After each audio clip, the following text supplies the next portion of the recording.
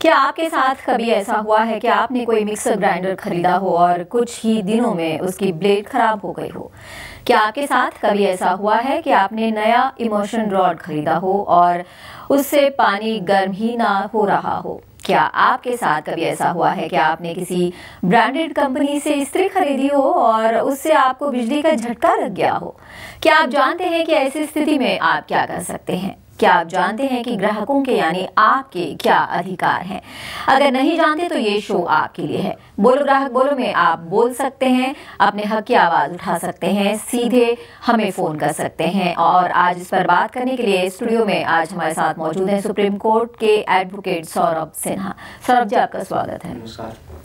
Home appliances में almost सारी चीज़ें आ जाती हैं जो रोज़मर्रा के इस्तेमाल की होती हैं, और ऐसा बहुत ही कम होता है कि इतनी सारी चीज़ों में एक्सपीरियंसेस सबके होते हैं, कोई ना कोई चीज़ ज़रूर ख़राब निकलती है। आज बतौर कंज्यूमर क्या अवेयरनेस, उनके पास क्या अधिकार हैं होम अप्लायंसेस से जुड़े हुए? देखिए, आज की डेट में जितने भी इलेक्ट्रॉनिक्स आइटम हो, चाहे वो फ्रिज हो, मिक्सर ग्राइंडर हो, आयरन हो, इंडक्शन कुकर हो, इंडक्शन चूल्हा हो, ये सारा कुछ इलेक्ट्रॉनिक अप्लायंसेस होम अप्लायंसेस के अंदर ही आता है। और इलेक्ट्रॉनिक चीज़ें तो ख़राब होने के चांसेस भी होते हैं, कोई भी चीज़ परफेक्ट बन के आती नहीं।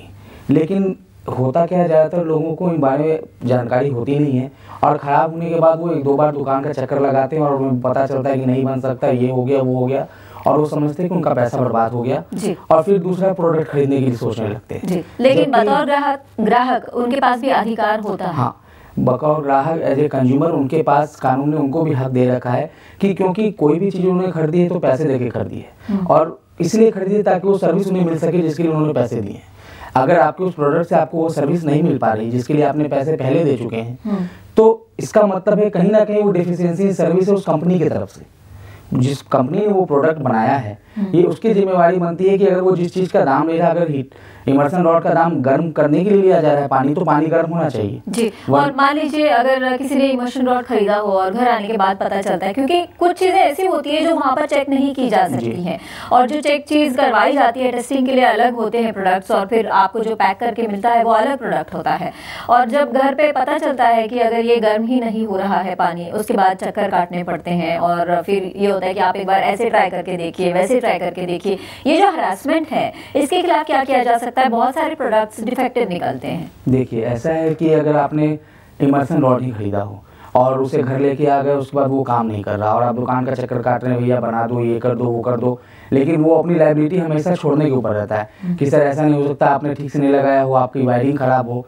जबकि एक्चुअली में ग्राहक सोचते हैं कि ठीक है, अब ऐसा नहीं हो रहा तो बदल लेते हैं या नया खरीद लेते हैं। लेकिन एक तो सबसे पहले आपको ध्यान रखना चाहिए कि आप जो भी प्रोडक्ट खरीद रहे हो वो ब्रांडेड खरीदें, जिसके साथ उसकी वारंटी कार्ड या गारंटी कार्ड हो। बेसिक डिफरेंस जो होता है वारंटी और गारंटी में, ये ही बहुत लोग नहीं जानते हैं। बेसिक डिफरेंस क्या होता है? बेसिक डिफरेंस, वारंटी और गारंटी दोनों अलग अलग चीज़ें हैं। आजकल आप देखेंगे आपको किसी भी चीज़ के प्रोडक्ट पे गारंटी नहीं मिलती, ज़्यादातर प्रोडक्ट पे वारंटी मिलती है।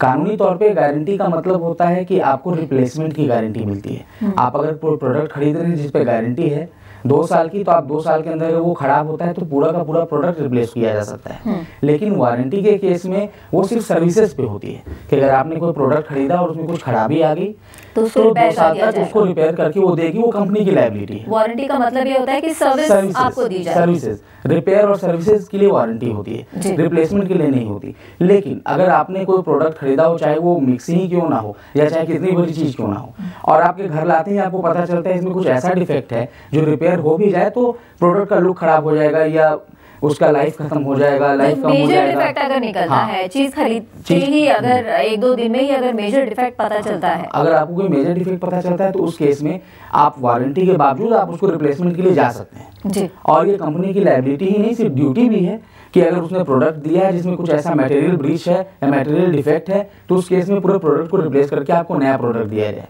जी। लेकिन मान लीजिए अगर दुकानदार ये कहता है कि क्योंकि आप इस पर गारंटी नहीं है, वारंटी है, और हम नया प्रोडक्ट नहीं दे सकते, हम इसी को रिपेयर करवा सकते हैं, ऐसे में क्या गारंटी क्लेम की जा सकती है? जी, जनरली दुकान वाले या कोई भी सर्विस सेंटर यही बोलेगा कि सर ऐसा है कि इस पर सिर्फ वारंटी दी रखी है तो हम प्रोडक्ट रिप्लेस नहीं करते, हम इसको बनवा के दे सकते हैं जी। उस केस में अगर मैंने जैसा बताया कि अगर प्रोडक्ट आपका ज़्यादा पुराना नहीं है तो उस केस में आप उसे दुकान वाले अगर नहीं तैयार होते हैं उसे बदलने के लिए, तो आप आराम से कंज्यूमर फोरम जा सकते हैं। और कंज्यूमर फोरम में देखिए, बहुत लोगों को कंज्यूमर फोरम के बारे में पता नहीं होता, तो वो सोचते हैं कि जाना कहाँ है, क्योंकि कंज्यूमर फोरम एक तो होता नहीं, क्योंकि बहुत सारे फोरम होते हैं। हाँ। और जो छोटे शहर के लोग हैं वो नहीं जानते हैं, जो बड़े शहर के लोग हैं वो ये नहीं जानते कि इतने सारे फोरम हैं, तो आखिर जाए तो जाए कहाँ। उन्हें ये लगता है कि ऑनलाइन ही कंज्यूमर कंप्लेन की जा सकती है और शायद वो नेट पे अपडेटेड हो, और कहाँ जाए ये पता नहीं होता एग्जैक्टली कौन से फोरम को अप्रोच किया जाए। देखिए, जितने भी कंज्यूमर फोरम है देश में, उन सब का हिसाब जो होता है वो पेक्यूनियरी जुरिसडिक्शन के हिसाब पे होता है। पेक्यूनियरी जुरिसडिक्शन का मतलब होता है पैसों के हिसाब से, आपका क्लेम कितना है तो आप कहाँ तक जा सकते हो। तो नॉर्मल केसेस में अगर आपका क्लेम 1 लाख से 20 लाख के बीच है, मतलब 1 रुपये से लेकर 20 लाख रुपए तक के बीच है, तो आप डिस्ट्रिक्ट फोरम में जाते हैं। अगर 20 लाख से 1 करोड़ तक का है तो आपको स्टेट फोरम में जाना होगा, और 1 करोड़ से जितना भी आगे आपका क्लेम हो उसके लिए आपको नेशनल कंज्यूमर फोरम में जाना पड़ेगा। तो पहले डिस्ट्रिक्ट, फिर स्टेट और फिर नेशनल। तो जनरल केसेस में जैसे आप अप्लायंसेस की बात कर रहे हैं, जैसे अभी होम अप्लायंसेस की बात कर रहे हैं, तो जाहिर सी बात है 20 लाख से ऊपर का क्लेम होगा नहीं। तो 20 लाख का क्लेम अगर आपका नहीं होगा तो आपके जिस भी एरिया में रहते हैं वहाँ के कंसर्न डिस्ट्रिक्ट फोरम में आप जा सकते हैं।